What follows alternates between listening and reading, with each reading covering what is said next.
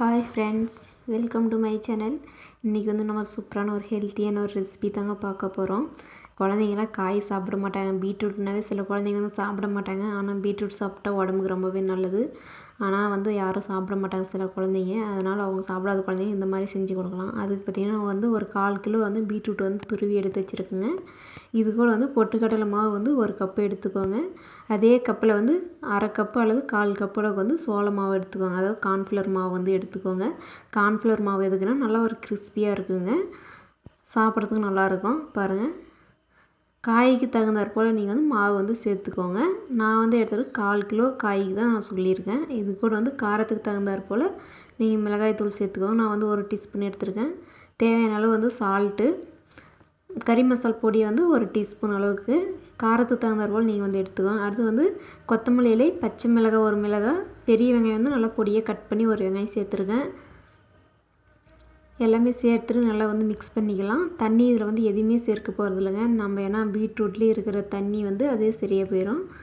கொஞ்சம் கூட வந்து சேர்க்க வேண்டாம். நல்லா பிசைஞ்சிங்கனாவே அதில் இருக்கிற ஈரப்பதம் எல்லாமே சரியாக போயிடும். நம்ம சேனலை வந்து ஃபஸ்ட் டைம் பார்க்குறவங்க தான் மறக்காமல் வந்து சப்ஸ்கிரைப் பண்ணிக்கோங்க. பாருங்கள், நல்லா இது போல் வந்து நல்லா பிசைஞ்சு விடுங்க. கொஞ்சம் அழுத்தம் கொடுத்து பிசைஞ்சிங்கனாவே சரியாக போயிடும். தண்ணி எதுவுமே சேர்க்கக்கூடாதுங்க. அதில் இருக்கிற ஈரப்பதமே சரியாக போயிடும். இது போல் வந்து கொஞ்சம் அழுத்தி பிசைஞ்சிங்கன்னா சரியாக போயிருங்க. பாருங்கள், இந்த அளவுக்கு தாங்க இருக்கணும். இதை வந்து நம்ம வந்து வடை ஷேப்லேயோ அல்லது வந்து பால்ஸோ உங்களுக்கு பிடிச்ச ஷேப்பில் வந்து குழந்தைங்களுக்கு வந்து செஞ்சு கொடுங்க. நான் வந்து இன்றைக்கி வந்து வடை ஷேப்பில் தாங்க செய்கிறேன். உங்களுக்கு பால்ஸ் வேணும்னா கூட உருண்டையாக வந்து இப்போ லட்டுலாம் நம்ம எப்படி செய்வோமோ அது போல் வந்து உருண்டையாக கூட செஞ்சு கொடுக்கலாம். குழந்தைங்களுக்கு பிடிச்ச மாதிரி வந்து நீங்கள் செஞ்சு கொடுங்க. நான் இப்போ காட்டுறேங்க. இது போல் நம்ம வடை எப்படி கார வடை எப்படி தட்டுவோமோ அதே போல் சின்ன சின்னதாக எடுத்து கையில் வந்து லைட்டாக தட்டி எடுத்துக்கோங்க.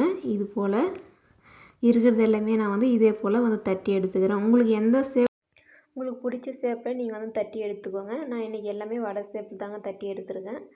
குழந்தைங்களுக்கு எப்படி பிடிக்குமோ அது போல் நம்ம செஞ்சு கொடுத்தேன்னா குழந்தைங்க கண்டிப்பாக விரும்பி சாப்பிடுவாங்க. சாப்பிடாத குழந்தைங்களுக்கு இது போல் வந்து செஞ்சு தரலாம். நான் எல்லாமே இது போல் வந்து தட்டி எடுத்து வச்சுருக்கேன். இப்போ எண்ணெய் நல்லா சூடு ஏறிட்டு இருக்குது. அடுப்பானால் பார்த்தீங்கன்னா மீடியமாக வச்சுக்கோங்க. மெயின் பாயிண்ட் இது தான். அடுப்பானால் வந்து மீடியமாக இருக்கணுங்க இதுக்கு, இல்லைன்னா கறியிரும் உள்ள வேகாமல் இருக்கிற மாதிரி இருக்கும். அடுப்பானால் மீடியமாக வச்சுட்டு இப்போ வந்து ஒரு வடையாக நம்ம வந்து எடுத்து போட்டுக்கலாம். இது போல் வந்து போட்டு ஒரு மினிமம் வந்து 3லேருந்து ஒரு 4 நிமிஷம் வந்து வேகணுங்க. இந்த பபுள்ஸ்லாம் கொஞ்சம் அடங்கி வந்த பிறகு தான் நம்ம எடுக்க போகிறோம். இது போல் வந்து உங்களுக்கு கடாய்க்கு தகுந்த போல் நீங்கள் வந்து சேர்த்துக்கோங்க. சேர்த்துட்டு அடுப்பானல் வந்து மீடியமாகவே வச்சுக்கோங்க. ரொம்ப ஹை ஃப்ளேமில் வச்சிங்கன்னா கரிஞ்சிரும். அதேமாதிரி ரொம்ப லோ ஃப்ளேமில் வச்சிங்கன்னா எண்ணெய் அதிகமாக குடிச்சிருங்க. அதனால் வந்து மீடியமாக வச்சு திருப்பி விடுங்க.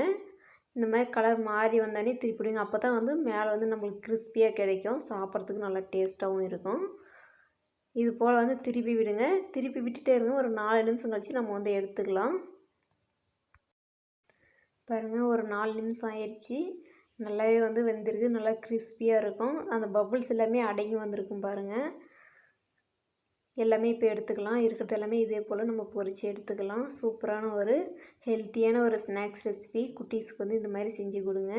கண்டிப்பாக விரும்பி சாப்பிடுவாங்க. நீங்களும் வந்து ட்ரை பண்ணி பாருங்கள். செம்மையாக இருக்கும். டேஸ்ட் பார்த்திங்கன்னா சூப்பராக இருக்கும். இந்த வீடியோ பிடிச்சிருந்துச்சுன்னா இந்த வீடியோ ஒரு லைக் கொடுங்க. உங்கள் ஃப்ரெண்ட்ஸ் அண்ட் ரிலேட்டோட ஷேர் பண்ணுங்கள். மீண்டும் அடுத்த ஒரு நல்ல ஒரு வீடியோவில் சந்திக்கலாம். நன்றி. தேங்க்ஸ் ஃபார் வாட்சிங். தேங்க்யூ.